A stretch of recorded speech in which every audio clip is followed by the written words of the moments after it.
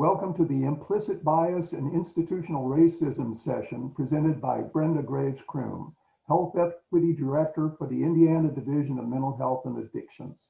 I'm Rick Hugg, and this is the third in our series of October workshop webinars. In addition to Brenda Graves-Croom, I'm joined today by Stacy Zambala, Lake County System of Care Coordinator. The Planning Committee would like to take this opportunity to recognize our participants who have survived and continue to work through trauma in their own stories. Understanding that the content of this material may expose personal reactions, we encourage participants to engage in self-care and professionally trained support. And now it's my pleasure to introduce Brenda Graves-Croom, Health Equity Director for the Indiana Division of Mental Health and Addictions, which is a unit of FSSA, the Indiana Family and Social Services Administration. Brenda's job involves partnering with communities statewide to implement collaborations on cultural and linguistic competency and facilitate continuing education for workplaces and groups. Before her current position, she spent 15 years as a small business owner of LACA, Language Schools and Services Incorporated. As an entrepreneur, she advocated on community issues for education, health, and civil rights for the Latino community. She served as a liaison between the community and organizations connecting those in need of resources. Brenda is president of the Board of Mental Health America of Hendricks County and is a commissioner for the Indiana Commission on Hispanic Latino Affairs and the Interagency State Council on Black and Minority Health. She earned a Bachelor of Arts degree with a double major in sociology and Spanish from Indiana University and a master's degree in social work, also from IU. Brenda, welcome to the IUN Forum. Thank you, Rick. Okay, welcome to Implicit Bias and Institutional Racism. My name again is Brenda Graves-Croom, and I use she, her, and hers pronouns. And I was honored to be asked to present today for all of you. So I'm gonna go ahead and pull up my presentation. So I have had lots of different experiences presenting across the state. It's been my pleasure to work with system of care groups, and I've done a number of different talks on racism, especially in the last several months, as you can imagine. They've been really good discussions. And so I just have to start off by saying that I'm not an expert on racism. I can only speak from my own perspective and my own unique identities. And that's one of the reasons why that I've incorporated a panel so that we can incorporate additional diverse identities and perspectives on the topic. And so since I usually use myself as an example during my presentations, I have a slide here about me and my circle. And so just very quickly, here at the top, here's me and my hubby. Here's me and one of my best friends.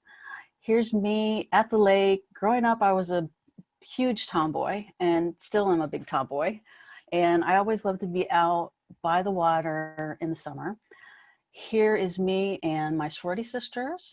I joined a Latino-oriented sorority when I was in college called Gamma Phi Omega International Incorporated. And so here we are having a little gathering. Here's me again by the water. I'm in Baltimore for training. That was a lot of fun. Last year, just a year ago, I graduated with my Master's of Social Work. And so here I am with a couple of sorority sisters, the one in the middle who's a little bit closer to my age, and then one who's much younger. And I was so glad that I was able to graduate last year because I can't even imagine how folks are dealing with that this year with COVID and everything. So at the bottom here is my brother and my nephew. Here's my uncle, my mom, and me. So just to kind of give you a little bit of an idea about me and my circle. And so our presentation goals today are to make the connection between implicit bias within institutions and institutional structural racism, and address strategies for combating institutional and structural racism. And racism looks different to different people. And so one of the things that we want to do is we want to have a diversity in the perspectives that are talking about racism. And as we are going towards the end of this presentation, and it's going to be kind of a short presentation, because I have two panels that I want to share with you. I'm going to kind of go fast through my presentation, and then we're going to get right to a couple of videos that are panel interviews that I did with 4 different people. And so towards the end of this presentation, I'm going to share some valuable resources as well. And our values are, so as a social worker, I should say, first of all, we embrace the following values. And I believe that it's important to stress these values, especially as we're having discussions about this particular topic of implicit bias and institutional racism. My hope is that we can embrace these values in our discussion. And so those values are being strength-based, which is looking at the strengths of the communities, of the various groups and people that make up society, rather than a deficit perspective. Being trauma-informed, meaning that we recognize that many people have experienced some sort of trauma in their past, and that might be one of the reasons why they act and speak and react to things the way that they do. And being strength-based and being trauma-informed, making sure that we're being empowering of the different communities in society, that we're using compassion, respect, kindness, and dignity. And so here are some discussion rules, agreements. I think it's important that we create a safe place for our discussion. So in order to do that, we want to give others space to express themselves freely without fear of judgment. You want to allow yourself and others to not know the right way to say something. I think a lot of times we get caught up in that, since we're not sure how to phrase something, we're afraid that we're going to be offensive. A lot of times we don't say anything at all, and we need to move away from that so that we can grow. We want to treat others with grace and respect for where they are in their journey. And when I say grace, I'm talking about goodwill and giving others the benefit of the doubt. And we want to also be open-minded to challenges on our opinions in order to explore them further. So what do you think? What else can you think of that we should consider? So I want to add a few other things as well. I think that there's a possibility that you could experience some discomfort during this presentation. And if you do experience any sort of discomfort, explore those reasons for your discomfort. Stay with it. That's when we grow in our journey towards cultural competency or cultural humility, which I'll talk about a little bit towards the end. Challenge your own thinking so that, and be willing to check your beliefs and opinions for errors. And at one point, I heard someone say that feelings are always valid, even if they're informed by misinformation. And so we don't want to change anybody's values or beliefs. What we're going to talk about is not meant to cause shame. So, keep that in mind as you're listening to these different topics that we'll discuss, and seek first to understand others' points of views. And so, as Rick was saying, we believe highly in self-care. These subjects may be triggering and cause strong emotions, such as anger, sadness, disbelief, denial, etc. And if you're triggered, take some deep breaths and a break if you need to. And the little picture at the bottom shows the belly breathing, where you're breathing from your belly. And deep breaths are proven to have an immediate effect on the body, slowing the heart rate and releasing calming endorphins from the brain.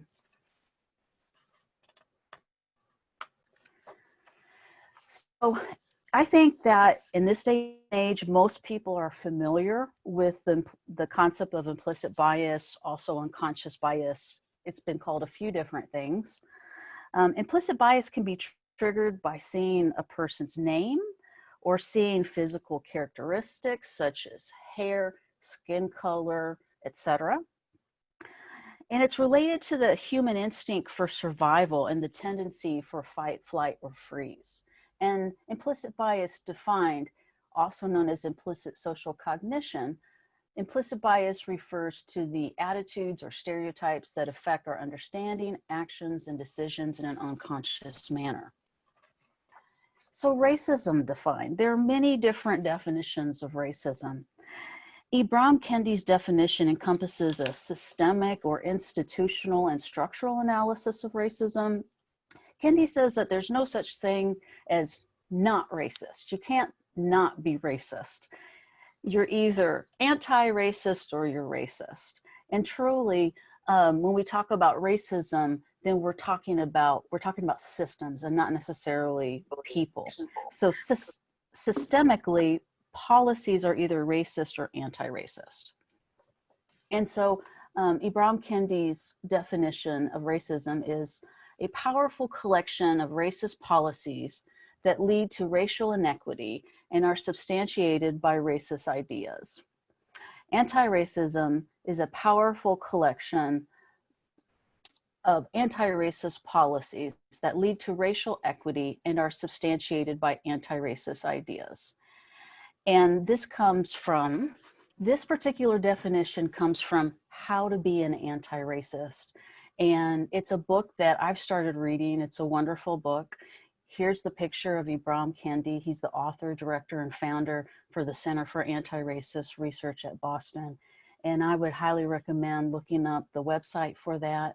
They have emails, like a newsletter that they send out, and they're starting to send out some really good programming that's coming up in the future. So we must acknowledge that there have been great cultural and generational injustices and generational trauma that have been experienced by Black, Indigenous, and people of color. And so how we see that play out are outcomes of systemic and interpersonal racism. And so here are some statistics that I want to share with you.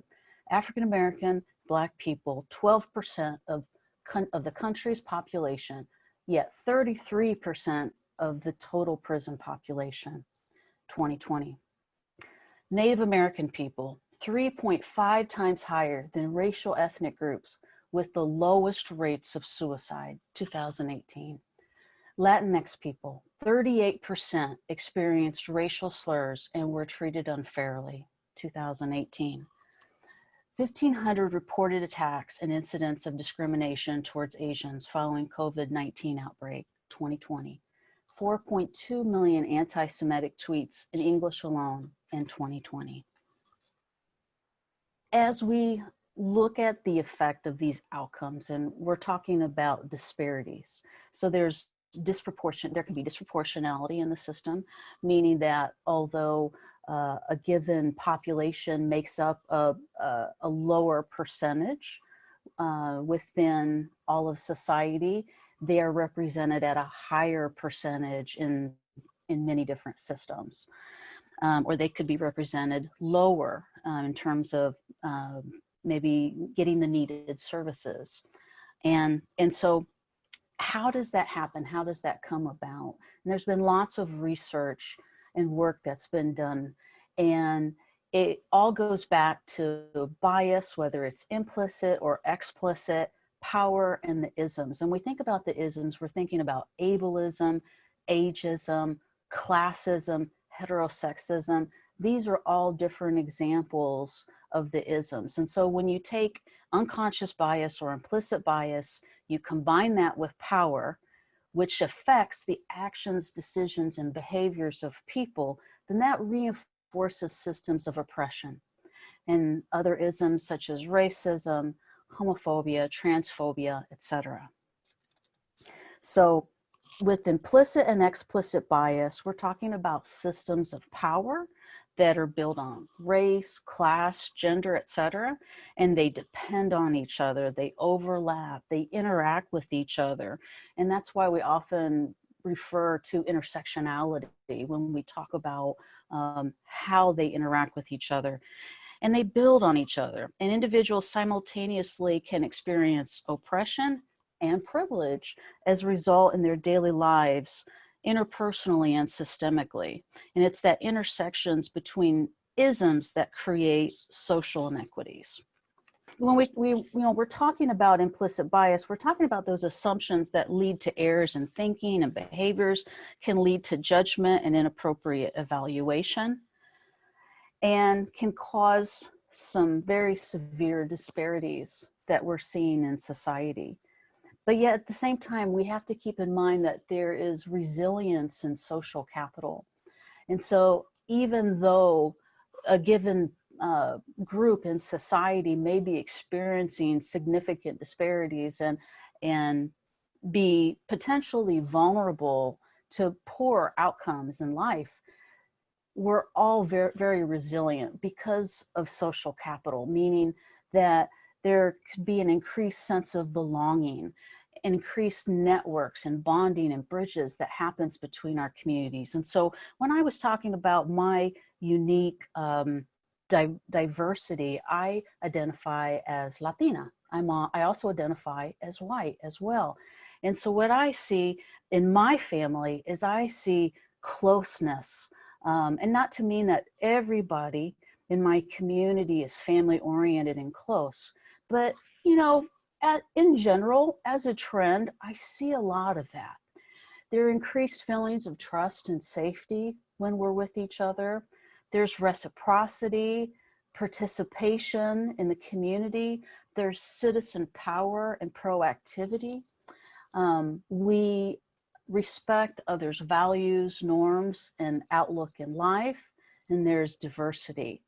And so all of these things add up to resilience. And when we talk about resilience, we're talking about being able to pick ourselves up when something bad has happened and just keep going. So now this is where we're going to get into the strategies and resources. And I like this little comic. It says, we need to focus on diversity. Your goal is to hire people who all look different but think just like me. Isn't that the truth? Don't we see that happening? There's comfort in that. If somebody thinks like me, acts like me, then I'm going to trust them more than if they don't. So one of the most important things that you can do is to think about how you're framing your work. And there are many different frameworks that are out there. And as a social worker, frameworks are very important to me. And so for me, in the work that I'm doing, I'm promoting an anti-racist intersectional frame. And so it's important to have trauma awareness, maintain a safe environment, show respect, give control and choice, and use a strengths-based approach. So with the anti-racist intersectional frame, it recognizes the social effects of racism and that omitting a racial analysis from any work allows racist systems, laws, and policies to continue operating within the status quo. The impact of racial oppression is not fully realized without interrogating the intersections of all forms of oppression. Oppression based on SOGI, sexual orientation, gender identity and expression, class, immigration status, and ability.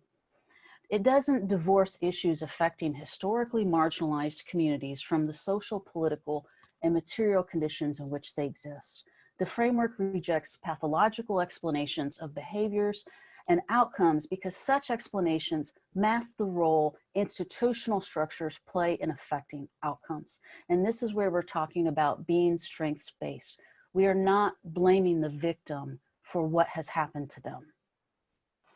And so one of the solutions in becoming anti-racist is learning and growing. And so here, there's a recommendations on 7 anti-racist books from The Strategist, How to Be an Anti-Racist that I mentioned earlier, So You Want to Talk About Race, and White Fragility. And one of the things that we're doing at my workplace is I had started a book club, and we've already read one book, and we've started on another. And we're not just reading a book to read a book. We're reading it to stimulate what can we do to structurally change the way that we operate at the Division of Mental Health and Addiction. One of the committees that I participate on is the Equity, Inclusion, and Cultural Competence Committee. I was actually a co-founder of this group.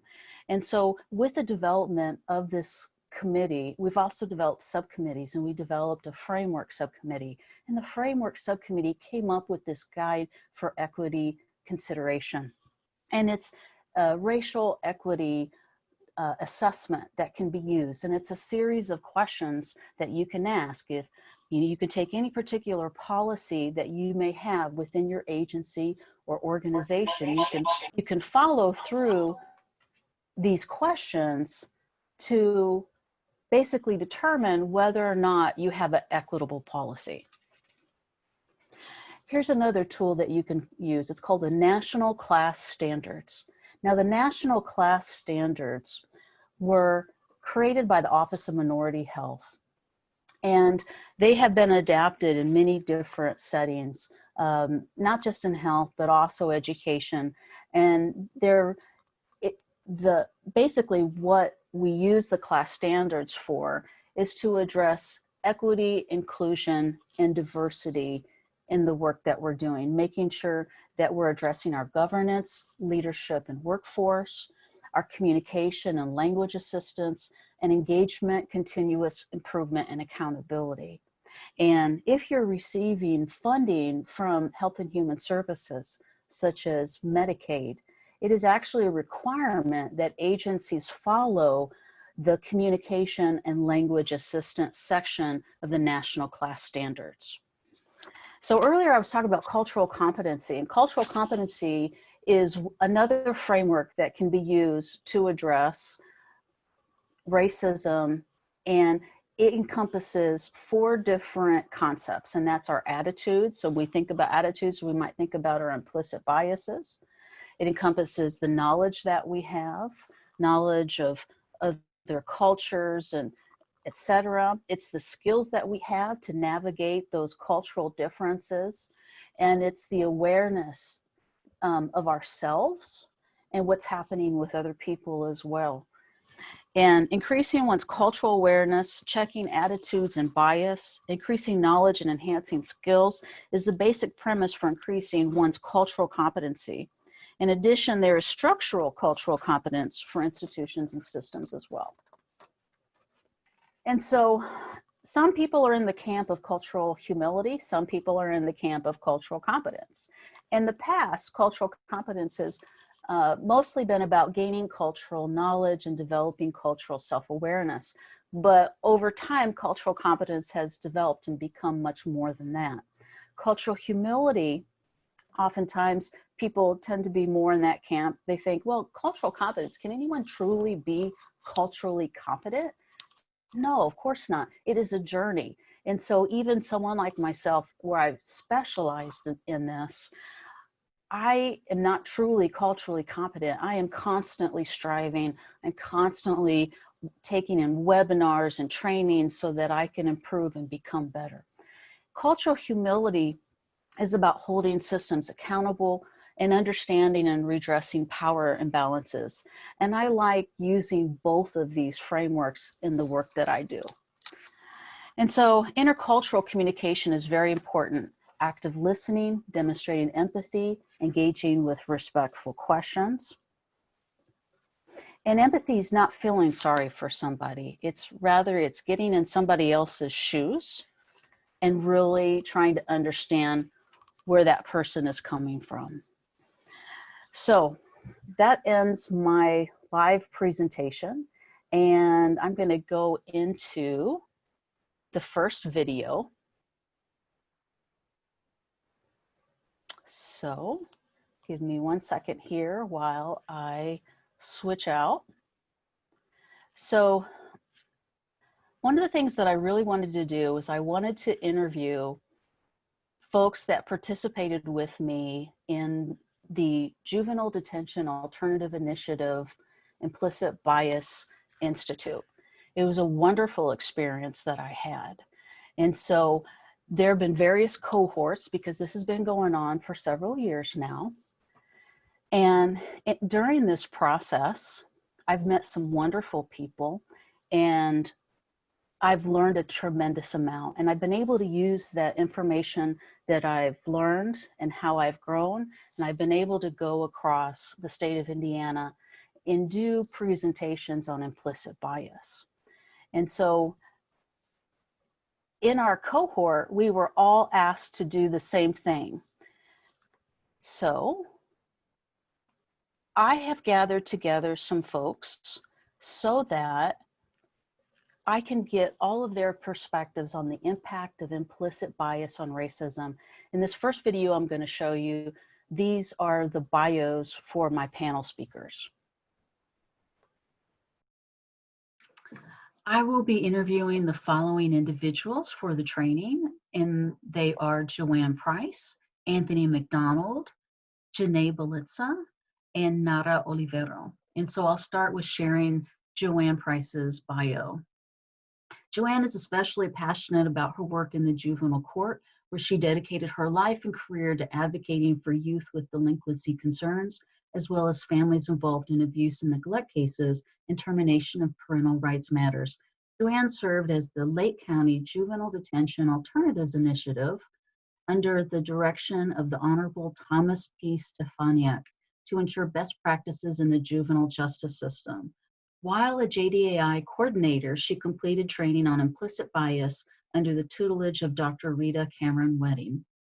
Joanne attended Purdue University in West Lafayette, earned a Bachelor of Arts degree in African American Studies with minors in mathematics and psychology, achieved her Juris Doctorate from the Valparaiso University School of Law, and been practicing in the state of Indiana since 1998.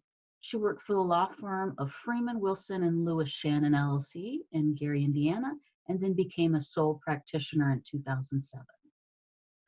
Joanne focuses on juvenile justice, estate planning, probate administration, civil litigation, and domestic relations. And now to Anthony McDonald. So Anthony McDonald is the JDAI Race Equity or REI coordinator for Porter County Juvenile Probation. Anthony McDonald is a certified probation officer with the state of Indiana. He served as the coordinator for Porter County's Juvenile Detention Alternative Initiative, or JDAI, since 2011. In addition to his work on JDAI, he serves as the probation officer for the Porter County Juvenile Drug Court and as a mediator for the Porter Juvenile Court, facilitating paternity and divorce matters. Mr. McDonald serves on the Porter County Juvenile Justice Advisory Board and the Porter County Community Corrections Advisory Board. He graduated from Valparaiso University with a bachelor's degree in theology in August of 1997. He's active member of the Northwest Indiana African American Alliance, Inc., and member of Valparaiso University's Institutional Review Board. Mr. McDonald has been facilitating trainings on implicit bias throughout the state of Indiana since 2016. Now for Janae Belitza.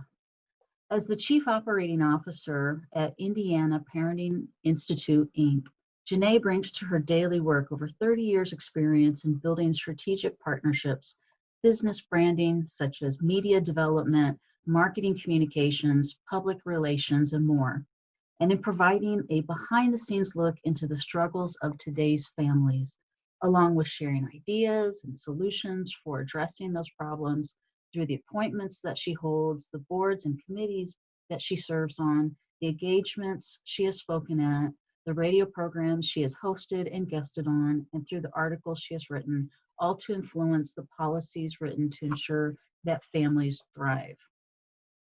Janae majored in philosophy and policy studies at Dartmouth College, and Janae sits on several national, state, and local boards and committees, and has authored several works as well. Nara Olivero is the Deputy Chief Probation Supervisor at Lake County Juvenile Court. Nara is one of the first Hispanic American women to serve as Lake County Juvenile Deputy Chief Probation Supervisor. In this role, she coordinates, manages, and leads multiple probation department teams with one goal in mind: to bring back unity to our communities. Nara began her career with the Juvenile Court in 2005, and prior to her promotion to Deputy Chief Probation Supervisor, she had the pleasure to serve the community beginning as an intake probation officer, placement probation officer, and most recently as the intake probation officer. Her passion is to connect with at-risk youth and their respective families that she collaborates with throughout the whole juvenile court process. She works diligently to educate the juvenile and their families as she strives to provide the at-risk youth with the best possible alternative measure and/or therapeutic programs as opposed to the traditional incarceration option. So this next video is the first panel with two of the folks that I've interviewed. Hello, it's my pleasure to have with me today Janae Belitza and Nara Olivero. Helps me to get the right pronunciation when I do the little Italian, emphasis. So we're going to have our panel questions. I'll start with Janae first, and that same question will go to Nara. So the first question is, Janae, how have you seen implicit bias manifest within institutions, either locally and/or nationally? I would have to say, I was glad you sent us the questions ahead of time just to really have an opportunity to kind of marinate on these things. And what I came to was the assumptions and the expectations that we have around people, around capacity, around capabilities. And so I think that, for example, I can, based upon a name, have a preconception of what I think that person is capable of and what outcomes I will get from that person. And so where that comes from is totally natural and totally normal, but it's really about how we utilize that normal tendency, which is categorization. As human beings, you have to categorize everything. So that's how we maintain our safety, right? Is that we're able to give things certain characteristics, put it in a category, and if things match those certain characteristics, we first approach it from that perspective and then allow our interaction with it to change that. I think, though, what happens institutionally or systemically is that it kind of becomes the rule as opposed to the way that you enter into it, because it'll let you know whether you enter into it with care or you enter into it freely and openly.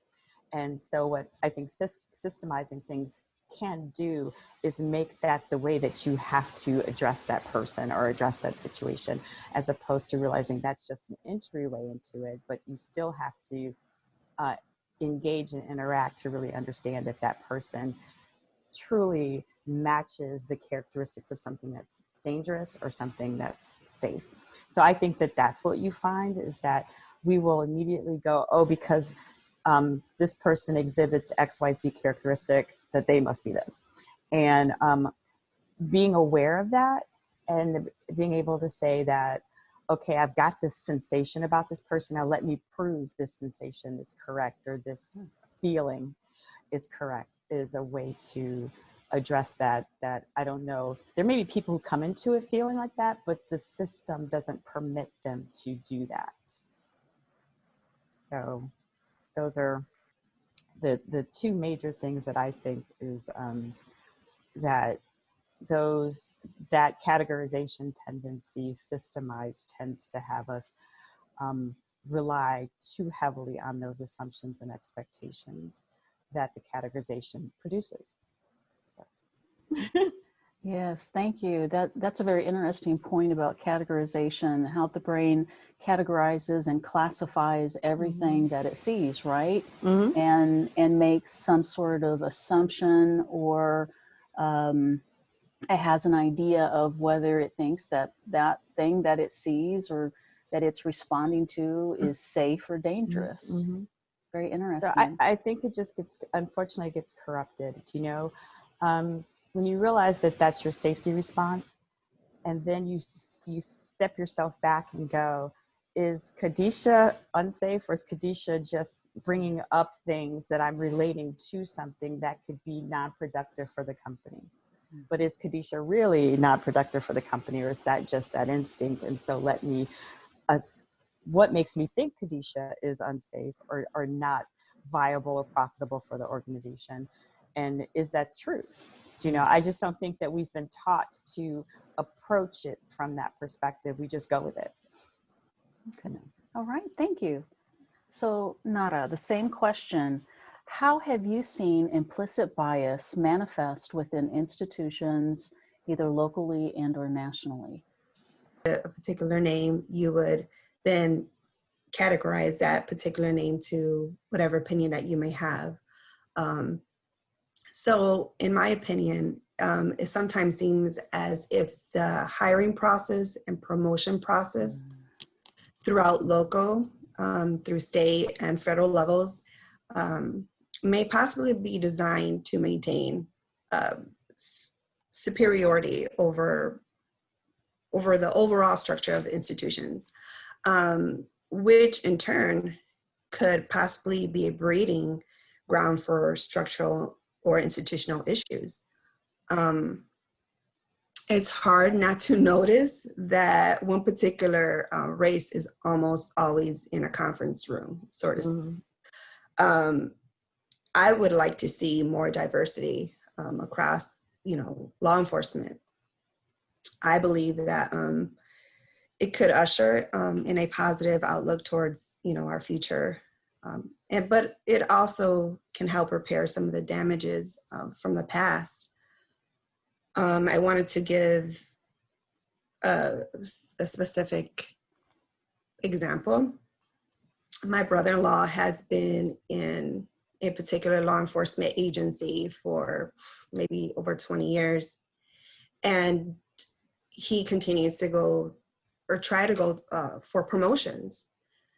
And he's good to train lieutenants. He's good at training, these people who end up in the positions that he has tried to apply for. And it upsets me because he's good at his job and he's good at training people, but he's not good enough to be given the opportunity of a promotion or be given that particular position that he's applying for.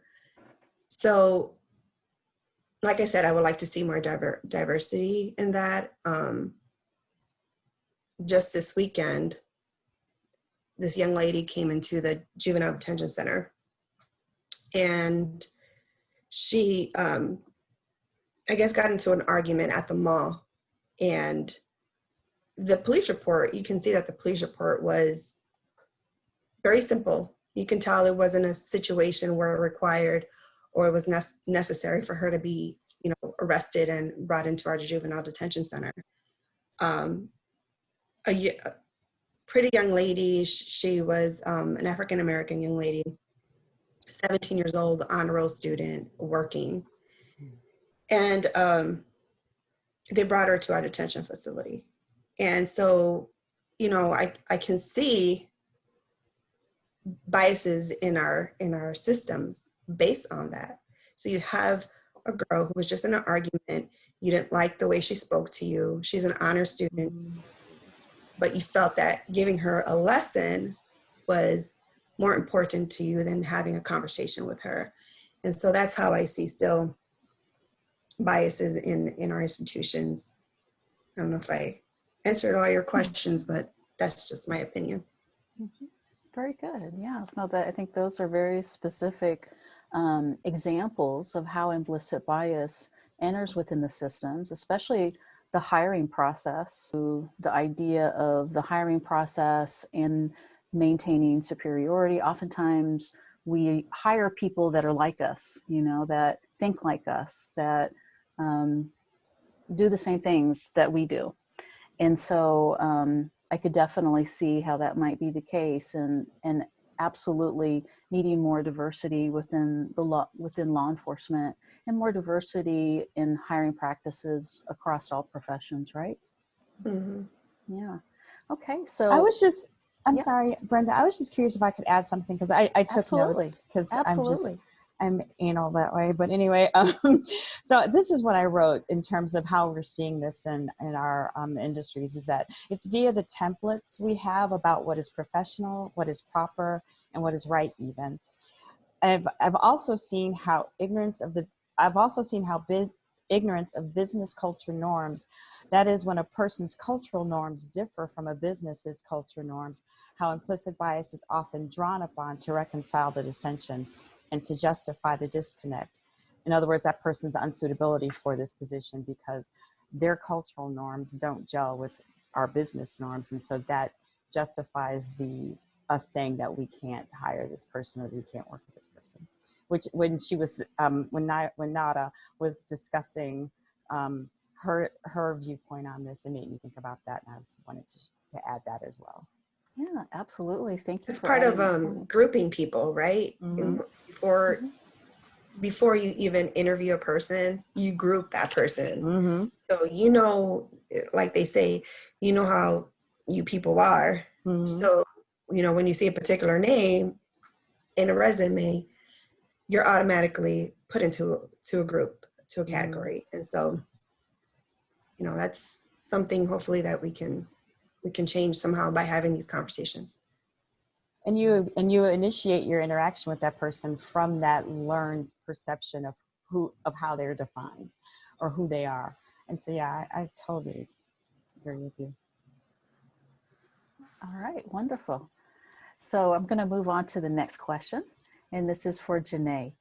How does implicit bias contribute towards institutional and structural racism, in your opinion? Okay, I'm going to read my answer to this one. Sure. So I said it highly influences, if not forces us, to process people and situations through its lens. Categorization, though critical for survival, can get easily corrupted into a tool of divisiveness, for it keeps your focus on your differences, not on your things in common. Earlier, I spoke of assumptions and expectations. Through the lens of implicit bias, these come from a place based on our differences, not based on our commonalities. And thus our decisions and actions come from this place as well. Isms are really just about highlighting why you're not like me and how that makes you wrong or inferior and me more right, better, or deserving. So by definition, any categorization can be easily used to feed into an ism, but the categorization is not an ism in and of itself. So that was my answer. That's wonderful. Good.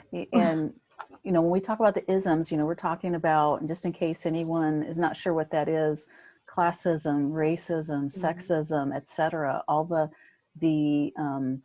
different ways in which society perpetuates stereotypes and prejudices towards different groups in society.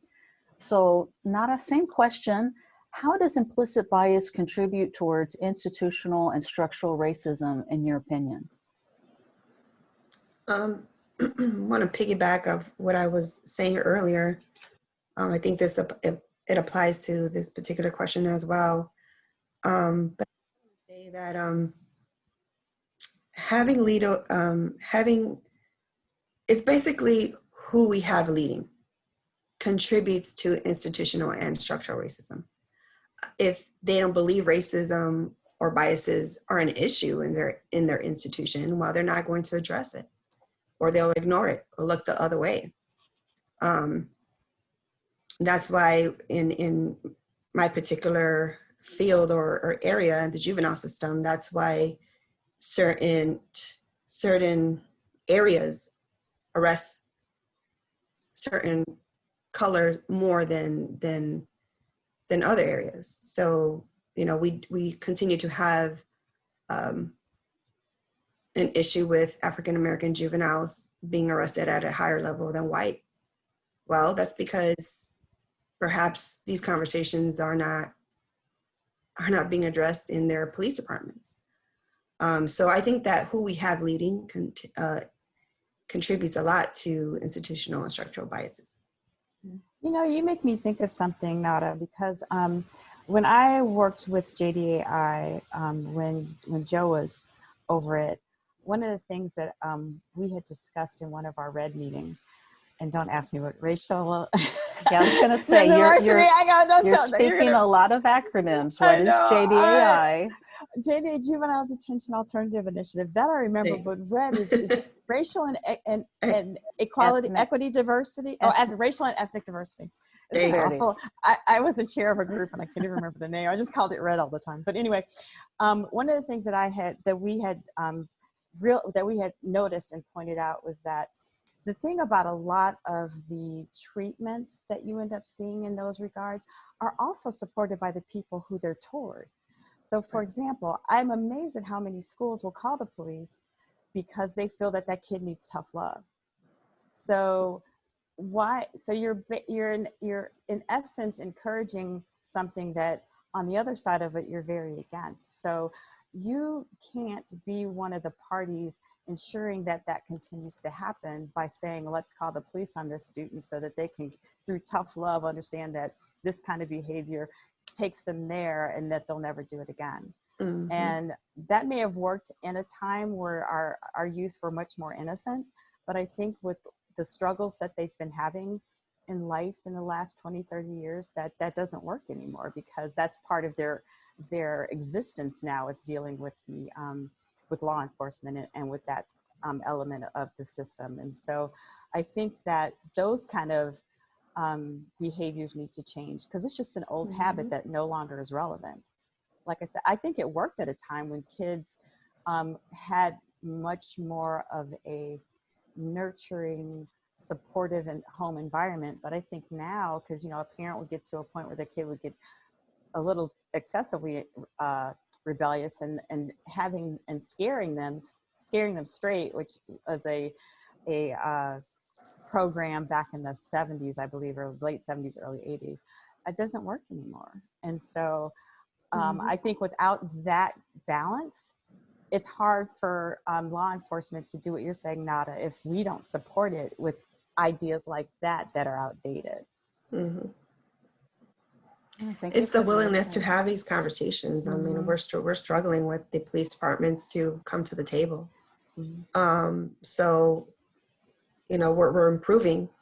And so that's the first step to start with whoever is open to having these conversations. Mm-hmm. And so we're hoping that we can continue to have these conversations with other police departments that weren't open to these conversations in the past. Mm-hmm.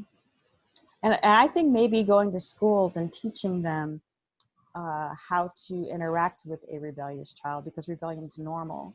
We haven't taught people that. People think rebellion is this extraneous thing and this kid has gone off the deep end. No, the teen years are a rebellious time because they're trying to self-identify. Up until that point, they've been identifying through the identity that their parents have given them. So the teen years are about figuring out who you are. Mm-hmm. And so rebellion is natural, and we haven't taught people how to work through that rebellion and even what the purpose of it is. And so I would maybe we need to teach administrators or teachers in schools about how to address that rebellion, as opposed to thinking tough love is the way to get a kid to straighten up. Scaring them straight is the way to get them to straighten up. Because I cannot tell you how many times I've heard teachers, administrators say that, this will show them. Mm-hmm. No, it perpetuates a high rate of kids going through detention. It doesn't, this isn't going to straighten them up. So I think that's what I'm saying. It's a conversation. It's a dialogue. It's not one side. The other side is contributing to it too. And if we don't address both sides, then we're still going to have the same problem. Because let's say we improve law enforcement, but if the people who are feeding it aren't improved as well, we're going to still end up with the same problem. I agree. So in that video, we heard about the hiring process and addressing implicit bias. We heard about addressing diversity in law enforcement and across the professions. But now it's time to move on to the next video. So it's my pleasure to have with me Joanne Price and Anthony McDonald, and we're going to talk about the impact of implicit bias on institutional racism, making the connection. And the first question that I have is for Joanne Price, and then it'll go to Anthony after that. And that question is, how have you seen implicit bias manifest within institutions locally and or nationally? I think that when addressing a question like that, you have to first consider the fact that implicit bias is otherwise known as unconscious bias. So it's something that is not necessarily seen and may not necessarily be known, but you can draw conclusions from the results of policies or practices that implicit bias has played a role in what has happened. Locally and nationally, I'm sure that people can identify any number of situations where it's perceived that implicit bias has played a role in an outcome. But something that speaks home to me is what was brought to light, I guess, within the last year or so by Serena Williams, and that is the role that implicit bias plays in the way that African Americans receive treatment from healthcare systems, particularly pain management. It is perceived, or there appears to be a well-established bias that African Americans either have a high tolerance for pain or should be measured on a different pain scale. And as a result, any complaints concerning their bodies or their health care is either gone unattended or is minimalized. And I think that there are any number of other institutions, if you will, locally or nationally, that may breed the same practices because those unconscious biases have in some way played a role in the way that policy is formed or procedures are handled. Sometimes we are seeing folks that are falling through the cracks, and they're not getting the treatment that they need, and oftentimes they're not being able to get the prescriptions for pain medications. And we're seeing that play out across the country. So same question to you, Tony. How have you seen implicit bias manifest within institutions, either locally and or nationally? I think what's really been interesting is recently with the new election pending, how we've seen it manifest itself in politics. There's a concept that gets thrown around called dog whistle politics, and I don't know if anyone picked up on that during the last presidential debate, but there seems to be these subliminal messages that are thrown out of there and propaganda that is displayed, whether it be through social media or through the general media, which plays on people's anxiety, plays on people's fears, plays on people's deep-seated emotions, which is typically where implicit bias can come from and manifest itself. And how that comes out is the nervousness, the fear, the anxiety. Those things become real. People become very reactionary. And I'm curious to see how this plays out over the next 3 to 4 weeks, leading into the new year for us with things such as COVID and the new election that are going on. Mm-hmm. Okay, thank you. Very insightful. So I'm going to move on to the next question. That is, how does implicit bias contribute towards institutional and structural racism, in your opinion? Joanne. Like I started out before, I believe that we all possess biases, whatever they are, wherever they may be, born from or engendered from. And there are a significant number of times that we are not aware of them, but yet we carry them with us, and they form every decision that we make. So I believe that if we sit around the table as decision makers or policy makers, or people who are in a position to make decisions that affect other people's lives with these biases unaware to us, then they breathe into those outcomes and adversely affect people or groups of people that then now turn into racist practices and procedures. I think that it's imperative for us to really embrace the knowledge that we all, no matter what they may be born from, we all have implicit biases. We all have unconscious biases that in some way speak to and form or inform our decisions in every day. Yes, we certainly don't leave home and leave our biases at home, do we? They come. Certainly if you're not aware that you have them. Yes, yes. And so one of the things that we see happening when we're not aware of our implicit biases is that they're affecting our behaviors, the decisions that we make. And so as we look at what is happening with systemic racism within our institutions, then when we don't see that implicit bias checked by individuals, then it just moves to reinforce those structures as they've been created. Tony, same question. How does implicit bias contribute towards institutional and structural racism in your opinion? Well, the new definition of contemporary racism involves well-meaning, good intending people who make mistakes that may or may not be interpreted as racist. That can manifest itself because we as policymakers, or we as people who work for institutions, criminal justice in particular, if we feel like we don't need to do anything to make the system better because I am a part of the system and I'm a good person and I have good intentions towards everyone I meet, then it can cause us to miss opportunities to make the system better for those people that do struggle or that do experience disparities when they are faced with some sort of dilemma or problem, whether it be across criminal justice, education, mental health, or just general wellness or financial. Mm-hmm. I think it also speaks to my theory on focusing on what people do or what someone did as opposed to what they are.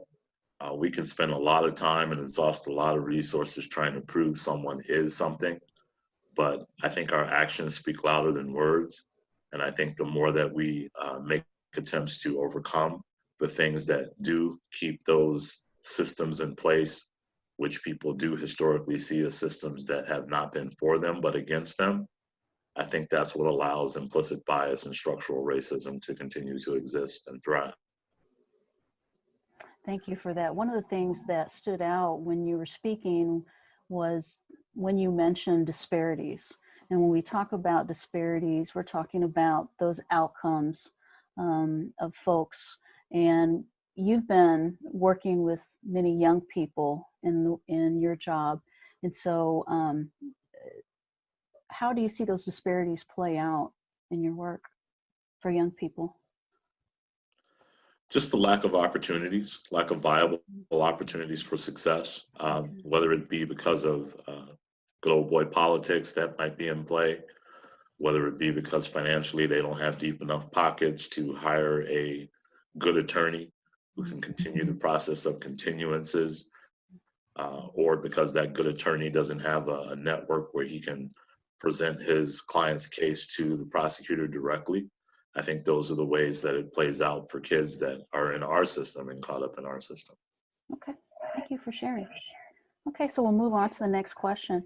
Why is it important to educate our justice, child welfare, education, health, mental health colleagues on implicit bias, in your opinion, Joanne?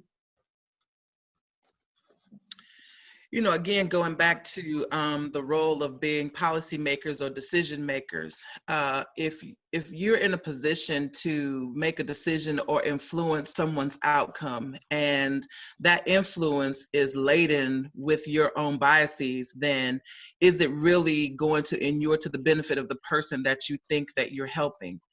For example, in juvenile justice, we are bound by what we call the best interest standard. In other words, whatever decision is made or whatever service is provided to a child is determined to be in that child's best interest.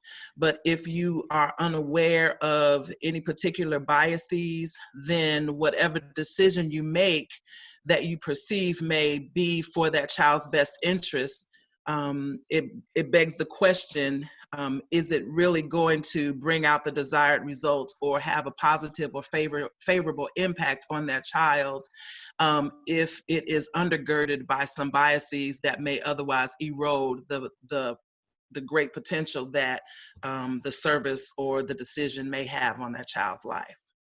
Mhm. Yes, and one of the things that I have noticed across profession, across field, is that we are seeing a difference in outcomes amongst children. And so when you see those differences as they relate to race and ethnicity, socioeconomic status, etc. And so same question to Tony, why is it important to educate our justice, child welfare, education, health and mental health colleagues on implicit bias, in your opinion? Well, a new concept, well, it's been around for a while, but I've recently started researching it a little more, is consciousness integration. The need for across social constructs for us to sit down and have conversations, share ideas, share experiences, share thoughts that will not only improve the system that you work for, but will stream across other social constructs and hopefully improve those as well. And I think it's vital because why are we doing this? I mean, for generations to come, as we become more of a blended society, understanding what my experiences have been and how they may be relevant to your experiences is going to be vital for us to have this shared idea that everything needs to go away. The things that are causing disparities may need to go away. And how do we approach that? And I think it's also important because across all these social constructs, we need to move to action. We've talked about it for decades. We've lived it for centuries. Now it's time to move to action. Absolutely, I'm completely in agreement. And as we move on to our last question, Joanne, I'd like to think about in general what we can do. How can we move towards solutions in this area? So this question is about solutions. How can we operationalize our knowledge of implicit bias to change the culture, policies, practices, and procedures of our agencies and offices? I think that it is imperative for all of us, and no matter what sphere of influence we may operate in, to help create a climate where it's okay to discuss and set out what biases we believe may be in play or that may be influencing or adversely affecting the outcomes that we purpose for one another or for the client base or for the communities that we serve. I think that so often whenever people talk about issues that are specific to race and ethnicity, there is a chill effect. People are very uncomfortable in discussing those things because I believe that most people have a great fear of being exposed or revealed or uncovered in some kind of way that would now make them seem like a social outcast or would cast an aspersion on who they are as a person. But it's okay for us to identify that we all have unconscious biases, whatever they may be. And that doesn't necessarily make those biases right, because just the nature of a bias in and of itself speaks to error. However, I believe that once you realize that you are not alone, it's okay to reveal those things and figure out how it is that we can best address it individually first, and then collectively as influencers, decision makers, policy makers, communities, families, civic and religious organizations. I think that's probably the first and best approach. Tony and I actually went through an implicit bias training together, and our trainer was just very much in your face. And initially it was very uncomfortable. And even when we had the opportunity to reveal what we perceived some of our own biases to be, it was very, very challenging to do so.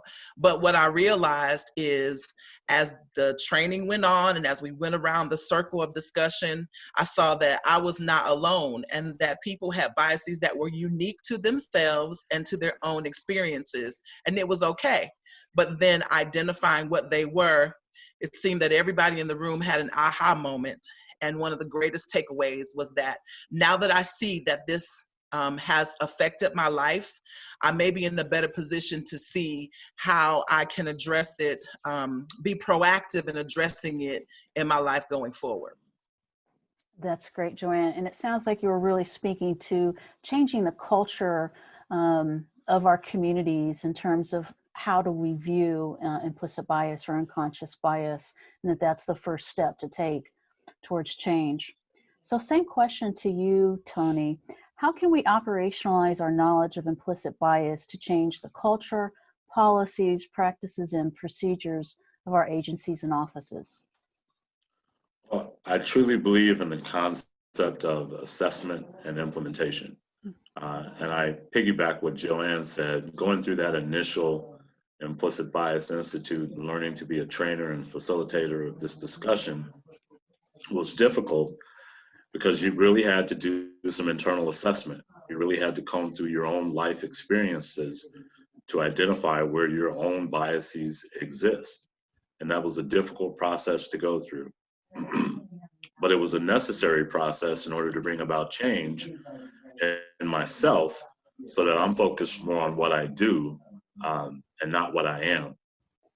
Helping to focus on what I do helps me overcome those things that I don't like dealing with, which on a national level, my goodness, we could all use some of that today, right?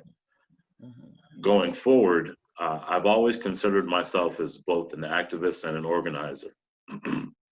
The activist in me can get angry sometimes and act irrationally, and be very reactionary. The organizer in me tries to slow down the process, think about what my words will be, and think of what my deliberate actions will be. And that's a concept that we apply to implicit bias. I'm not a psychiatrist or a psychologist, but my frontal cortex and my amygdala, if I let the amygdala take over, right, then I'm very reactionary. But if I slow down the process and think through my actions, they're deliberate, and usually my outcomes are much better. And I think if that's what we focus on going forward, I think we can do a lot to overcome some of the policies that have been in existence for a long time, which stop progress and keep people feeling like they're not making any progress. Yes, it seems like for every 10 steps we take forward, we're taking 20 steps back. Yes. And so it's a constant journey and a constant challenge to be able to address these issues. So, well, I thank you for your time, Joanne and Anthony, and we appreciate all the work that you're doing.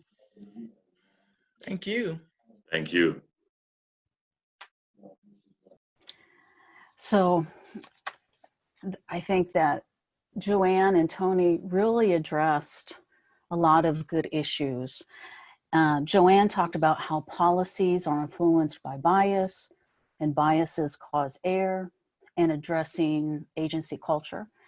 And Tony mentioned how people are generally good and well-intentioned, and how a lack of awareness can prevent one from seeing their own biases. And I love how Tony gave a call to action during that interview. And I believe that our call to action is allyship, and allyship of our mainstream or majority groups on these various issues. So I'm going to open it up for questions at this point. Thank you for participating. So I have a question. How do you think juvenile justice has changed in Lake and Porter County as a result of these discussions? I don't know if any of our panelists want to address that question. Just from a Porter County perspective, it's nice that we have more groups that are forming, more groups that are working to undo racism, more groups that are challenging policy. You know, I've always said that people have a hard time trusting juvenile justice because historically they've associated, you know, the justice system with the systemic racism that still exists in our country today. And for us to be the leaders in that, it makes it tough for people to trust us. But to see other outside organizations working in collaboration with juvenile justice, with the education departments, with law enforcement, I'm optimistic that we can achieve some changes, some meaningful changes.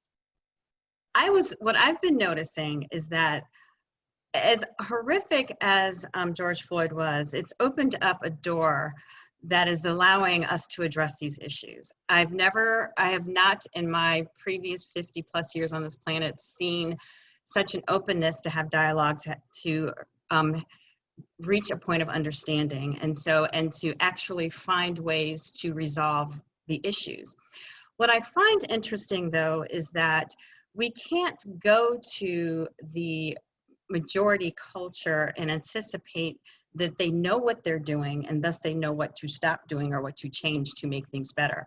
I think that they're coming to us, you know, what George Floyd opened was them coming to us to say we have no idea what to do. And what I'm finding is that a lot of times we have no idea what to offer them to do except to say stop what you've been doing.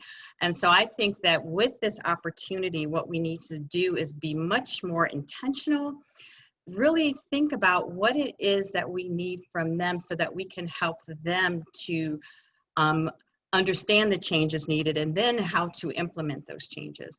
So that's what I'm not seeing yet, but I'm feeling that I'm hoping that as this dialogue continues, that we'll start getting much more specific about what it is that, not just what we want changed, but what needs to occur to make those changes happen. So, I mean, it's a good time. I just hope that we start giving them specific instructions on things to do and get out of that anger, because they're coming to us wanting to know how to change it. So don't be angry about what happened. Let's start here and show them what needs to happen to move forward and receive that equity that we're all striving for. Thank you, Janae. So I actually have another question for you guys. And that question is, shouldn't school administrators and or teachers be aware of development stages as they relate to youth? Well, I mean, since I brought it up in our video, yeah, I mean, I definitely think so. Like I was saying, the teen years are purely about figuring out who I am. And so if a teacher doesn't know that, and so part of that is rebelling against everything that you've been up until that point taught that you were, you know, because you're testing it to make sure that's really you. So in order to test it, you have to do opposite it. And so I think that if we're unaware of that, we just see the rebellion and just go nuts. Another thing that we teach at Indiana Parenting Institute to our clients is about the terrible twos. They're terrible because at 2, the brain is at a point where it's learning how to make decisions. And so the no is not a expression of defiance. It's just letting you know I don't want to do that. You know, I've made a decision, and the no element is the decision. It's not that I'm being defiant to what you just said. If you tell me to clean my room and at 2 I say no, or pick up my toy, and at 2 I say no, it's not me being defiant. It's me telling you that's not what I want to do. And so if we're not taught to understand these signals and how these different stages are showing themselves to us, then we're going to misinterpret it and think the 2-year-old's being defiant and punish them, as opposed to realizing, oh, okay, that's what that means, and then helping the child to develop that ability to make decisions. And so it's the same thing when the child's going through the self-identifying phase or the teen years, is that instead of you know, freaking out that they're saying no or doing the exact opposite of what you just told them to do. Understand what's motivating that and help them to find more productive ways to learn who they really are. So I'm struggling with that now because I have a 4-year-old who will soon transition into kindergarten next year. And in my mind, I had this question posed to me by a friend of mine. Why would you want to live in a community and subject your child to racism? Why not live in an all-Black community like you were raised in and you grew up in? One, I feel like I have a choice to live where I want to live. And two, I don't know if you can prepare someone to deal with racism. In terms of preparing the school for that, I know the schools need to be more proactive. They need to focus more on curriculum that is well balanced, that represents all cultures. I just don't know how to push that agenda. I don't know how to prepare my child to deal with racism the first time she sees it, or to recognize it the first time she sees it. And it's something I'm struggling with right now. So Jenna, I'll throw it back to you. And I don't know, as a parent, I mean, you can prepare someone for it, but the emotion that you feel the first time you recognize it is really strong. So hopefully the teachers are preparing themselves for that and learning more about how to recognize it, how to interrupt it, how to be vocal when you see it, and how to teach students to be vocal when you see it as well. a conversation that Brenda and Nada and I had when we were talking was just about categorization and how it's human survival instinct to categorize, because there's so much data out there, there's no way we can process it all individually. So categorization is meant to assist in any rapid responses that are required of us. And so what one of the comments that I had made in our conversation was that categorization is not a bad thing. So putting people in groups is not a bad thing. It's when we corrupt those groups and put value statements on them or capacity statements on them that are not accurate, because there are bad people in every group, there are good people in every group, there are really smart people in every group, there are really dumb people in every group, you know. So giving those type of adjectives to specific groups or to specific categorizations is where we get into trouble, and I call that and I call that the corrupting component. So in teaching our kids about it, I think it's really important, because people are going to have their own opinions and their own feelings about the different categories, whether they've been programmed or taught to think that, whether an experience has made them come to that general conclusion. And I think that that's a conversation that we don't have with our kids or even with each other. But I think in the days that we're experiencing now, that might be a necessary addition to our conversations with each other, because if we're prepared to understand that human nature, we won't necessarily get defensive about it or become reactive to it, which just means emotionally respond to it, take it personally, but that we'll understand what's going on, and then it gives us the option to have a different response to it. And so I wouldn't, because if you don't share that with your 4-year-old, that there are going to be people who don't like you for whatever reason. You know, it may be your color, it may be because I don't like that pink belt you're wearing. You know, I mean, you just don't know what it's going to be, and have them and have them be aware that will probably happen, and then how to handle that. You know, so that when it does, they're prepared, and that if it doesn't go the way that you want it to, let's talk about it so we can see what another option of response is, and those kind of things. I don't think we have those discussions. We're very reactive as a people in terms of, I mean the human race, in that we wait till it happens to respond to it, as opposed to history continues to show us certain things, yet we keep reacting to it, as opposed to like figuring out really effective ways to respond. So I don't think we should hide ourselves from any aspect of human nature, because even we will conduct it, we'll do it. But so it's a matter of, if we allow ourselves to be open to that, we will not only see the negatives and the goods of others, but we can also see what our capacity is in those same areas, and thus how to handle ourselves. Because at the end of the day, all we can do is direct. We can't really direct others, and if we all work on better self-direction of our behaviors, then I think that you'll see, as a result of all of us working on it, that it'll be a better place for everybody. So does that help, Anthony, in terms of how to move forward with your daughter? I don't think we should hide things. I think when you're struggling as a family, make it as a family and not, okay, we got to hide our kids from this, because you know what you're doing? You're empowering them to be able to handle a similar adversity, or a same or similar adversity when they're an adult, or even when they're a kid. I mean, imagine if you're a 13-year-old, you guys are going through something, and because you guys have gone through it as a family, your 13-year-old has this brilliant epiphany, and you're like, where did that even come from? And that's brilliant. But you prevent that because you don't engage them, as you don't engage the challenges of your family to be a family event. You know, because, and I think we lose a lot of that in our families by not engaging our kids to allow them to be part of the solution. My hope is that the teachers can be an extension of that conversation that we have at home.